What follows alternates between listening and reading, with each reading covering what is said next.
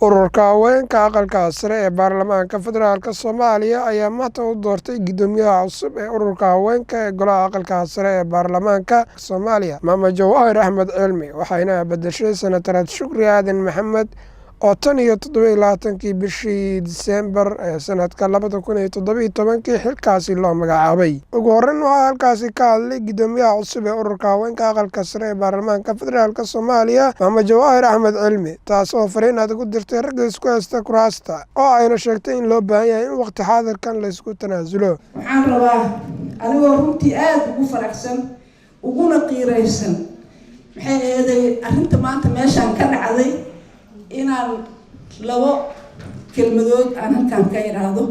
Horta waa marka ugu horeysa waxaan rabaa ragga Soomaaliyeed inaan u soo jeedino. Ragga Soomaaliyeed waxaa ku dhacay wax la yiraahdo kursi doon wax la yiraahdo ku dhacay. Waxaana waa cudur Ilaahay ha ka daaweeyo.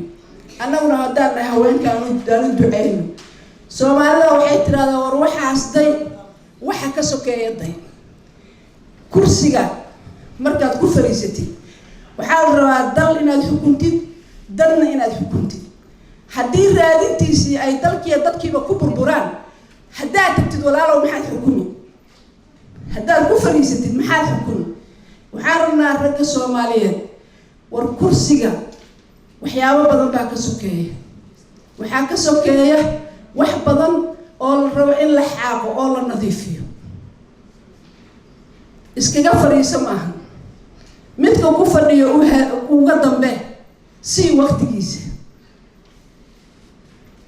Ummadii Soomaaliyeed dalkan waa dal ka soo kabsaday kama ka soo baxay burbur. Burburkaas uu ka soo baxay uma baahna in muxuu ahaa dabada la isqabsado ama dhinacyada la isku dhago ama geesaha la isqabsado. Wuxuu u baahan yahay qof kasta oo naga mid ah inuu geeskiisa qabto. Warbar dalkii ha istaago. Aan wada istaajino. Hashi mandeeq baa dhulka taala. Qof walba xubinta kaga aadan ha qabto. Ragga Soomaaliyeed oo xubinta kaga aadan qabta. Ragga Soomaaliyeed oo xubinta kaga aadan mandeeq baa dhulka taale qabta. Kiciya markii la kiciyo nin walba kursiga waqtigiisa uu heli si sharaf loo u fariisan. Sidoo kale waxaa doorashada guddoomiyaha barbar socday doorashada labada guddoomiye ku-xigeen iyo xogayaha ururka iyo kan qasnajiga ee ururka haweenka aqalka sare ee baarlamaanka federaalk Soomaaliya. Waxaana labada guddoomiye ku-xigeen loo doortay Senator Faadimo Xuseen Aadan iyo Nuura Axmed Faarax. Xilka xogayaha guud ee ururka waxaa loo doortay Fartuun Cabdiqaadir Faarax. Waxaana xilka qasnajiga ururka haweenka golaha aqalka sare ee baarlamaanka federaalk Soomaaliya loo doortay Senator Zamzam Ibrahim Cali, oo dhammaantood ah senatarooyin ka tirsan baarlamaanka aqalka sare ee Soomaaliya. Doorashadan oo ahayd mid ay musharaxiinta isku tanaasuleen ayaa waxaa natiijada ku dhawaaqay guddoomiyaha labaad ee golaha aqalka sare. Waxaana kusimaha guddoomiyaha golaha aqalka sare Senator Abshir Maxamed Axmed Abshir Buqaari. Horta waxay ka tageen waxay u yihiin lafdhabar xasiloonida shaqada iyo maamulka iyo waxqabadka golahan ay waxay u yihiin horta xasiloonidooda lafdhabar u yihiin. Waxa aad ka dareentaan marka la leeyahay golaha aqalka sare waa buuq yar yahay, waa fiican yahay ama waxaanu qabanayay, waxa aad dareemaysaan ragga waxaa laga yaabaa in ay isku chemistry yihiin gabdhaha waaye. Gabdhaha aqalka sare runtii xasiloonida golaha kaalin weyn ay ka qaateen. waxqabadka kale ay ka tageen wuxuu yahay waa codkooda runtii nabadeynta iyo u walbeynaya nabadgelyada.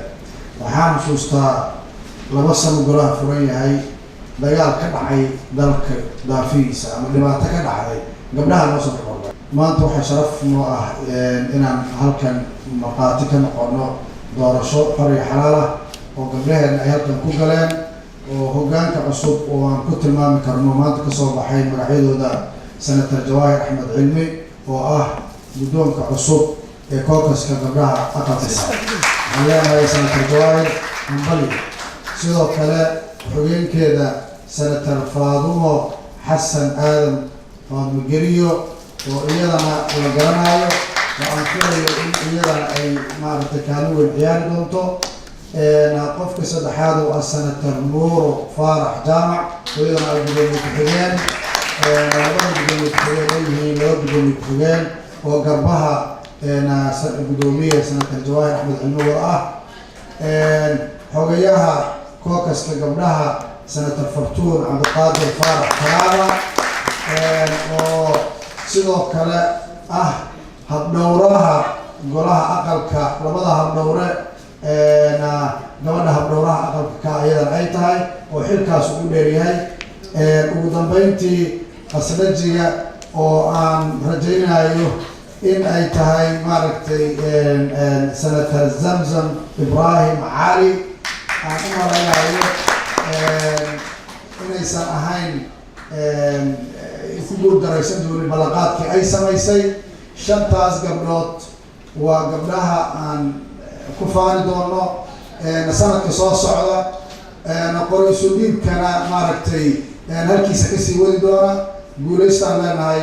doorashadan ayaa la filayay inay dhacdo bishii Diseembar ee sanadkii hore ee 2018 balse gudoomiyihii hore ururka ayaa sheegay inay sababtay dib u dhac ku yimid aqalka oo xilligaasi xirnaa.